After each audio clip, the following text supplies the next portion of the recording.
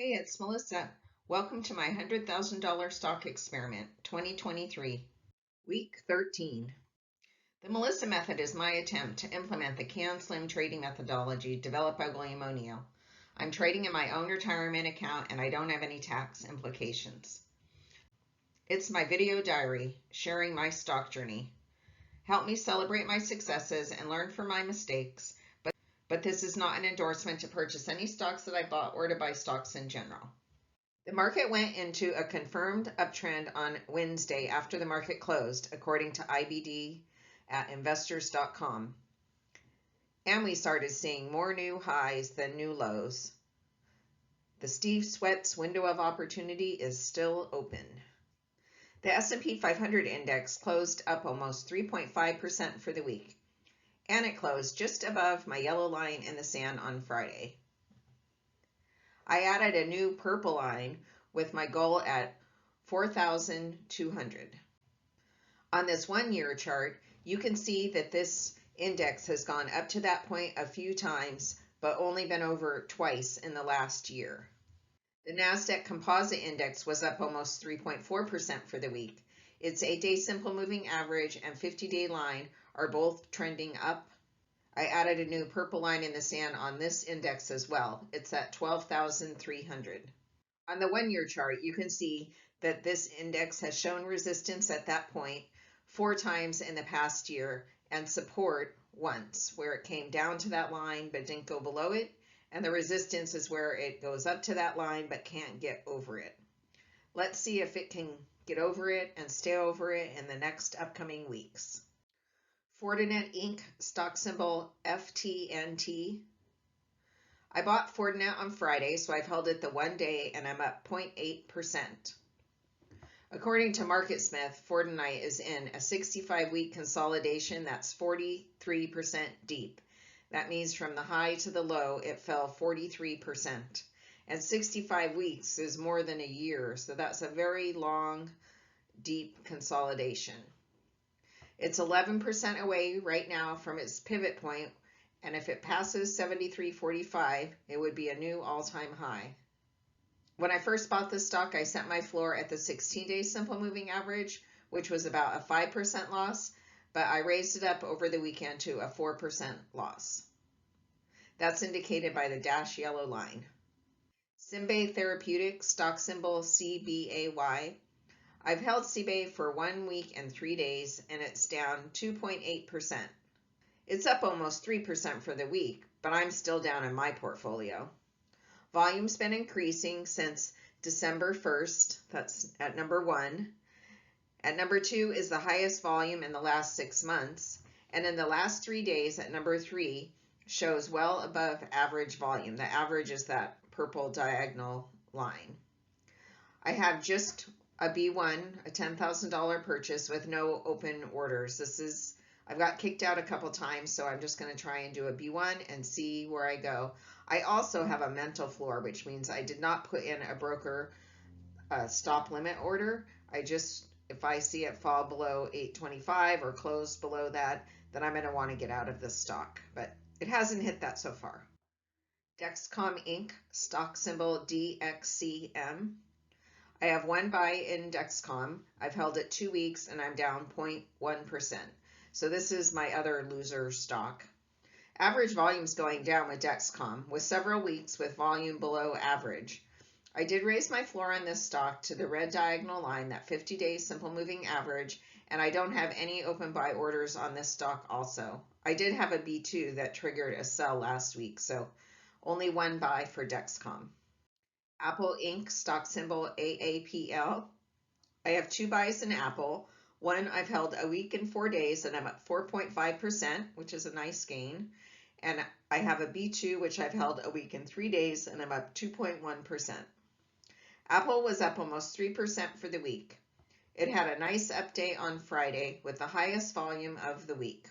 I do have an open B3 order, which would be a $4,000 purchase, and the price is at $165.40 to $165.75. Stryker Corp. stock symbol SYK. I have 2 buys in Stryker. My B1 I've held for a week and 4 days and it's up 3%. And my B2 just triggered on Friday. I've held it the 1 day and it's up 0.5%. I do have an open order for a $4,000 B3 purchase. We'll see which one triggers first, Stryker or Apple, but I only have room for one more B3 unless I sell one of my losing stocks. NVDA Corp, stock symbol NVDA. NVIDIA was up 3.7% for the week. It's the only stock of mine that beat the S&P 500 and NASDAQ for the week. I have 3 buys in NVIDIA and I purchased them all on the same day, so I've held all of my buys for 2 weeks and 2 days. My B1 is up 14.2%, my B2 is up 11.5%, and my B3 is up 8.8%. I did raise my floor on my B1 to the 31-day exponential moving average, which is that diagonal blue line. My B2 floor, I put at a 1% gain, and my B3 floor, I used that diagonal green line, the 16-day simple moving average. An exit on all these buys would give me around a 1% gain on each of my purchases. I have 3 buys in Arista Networks. My B1 I've held for 4 weeks and a day and I'm up 20.5%. My B2 I held for 4 weeks and I'm up 17.9%. And my B3 I've held for 3 weeks and 3 days and I'm up 14.8%. Arista Networks has the overall highest gain in the stocks that I'm currently holding, but not this week. It was down 0.6% for the week with a gap down on Tuesday, and then it held at that price level for the rest of the week. Let's zoom in and look at where I put my floor. You might wonder, where should you be putting the floor on your stock? So here's what I used for Arista Networks. In the yellow, the dash yellow line, my B1 floor is at my 31-day exponential moving average, or 153.45. My B2 floor I have in the gray, and that's right around 10% gain if it triggers, and that's at 156.75. And then my B3 floor, I used the low since the gap up. So I drew that orange line so you could see it. It's right around 159.75. With the Melissa Method experiment, I'm trying to double my money in a year, but if I can't do that, I want to make sure that I beat the NASDAQ and S&P 500. This week that didn't happen. I only had one stock, and that's NVIDIA, that beat both the NASDAQ and the S&P 500. Arista Network was my only losing stock this week, down a negative 0.6%. FTNT was up 0.8%. That's since I purchased it, since I just held it the 1 day. That's really only 1 day, so can't really count that against the S&P 500. But DXCM was only up 1.8% for the week, and there's no way I'm going to beat the S&P 500 and the NASDAQ if my stocks are not beating them week after week. My current holding bar chart shows 1 bar for each week or portion of a week I've held the stock. The dash black line is my $10,000 purchase. The solid yellow line at 9,200 is my 8% maximum floor. And the dash green line at 12,500 is my 25% profit target. So my 2 loser stocks are right in the middle. CBAY in the pink is below that $10,000 line, and DXCM in the green is also below it.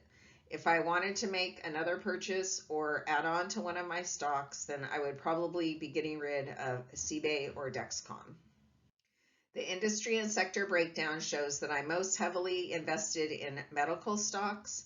I have 36,000 in medical stocks with 2 buys in Stryker, 1 buy in DXCM, and 1 buy in CBAY.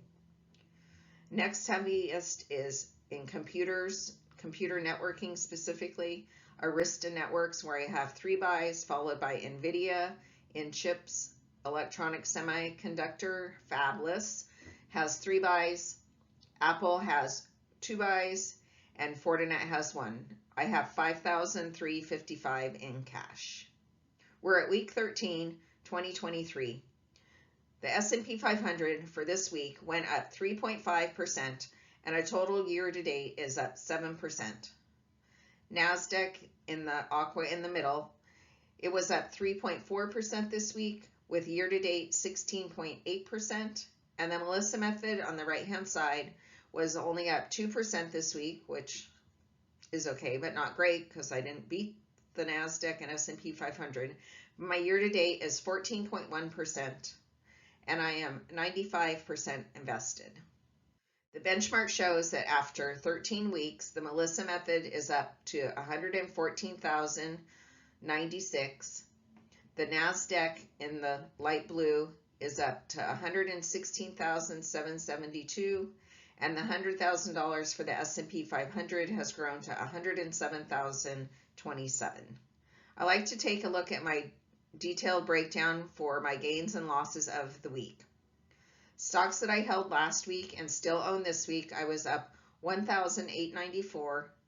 My two new stocks, I was up $116, and then I had a $194 gain in my dividends from both NVDA and my Fidelity money market premium class. Thanks for watching. Keep an eye out for my next episode, or better yet, subscribe to my channel, The Melissa Method. Don't forget to hit the bell if you want an alert when I post a new episode.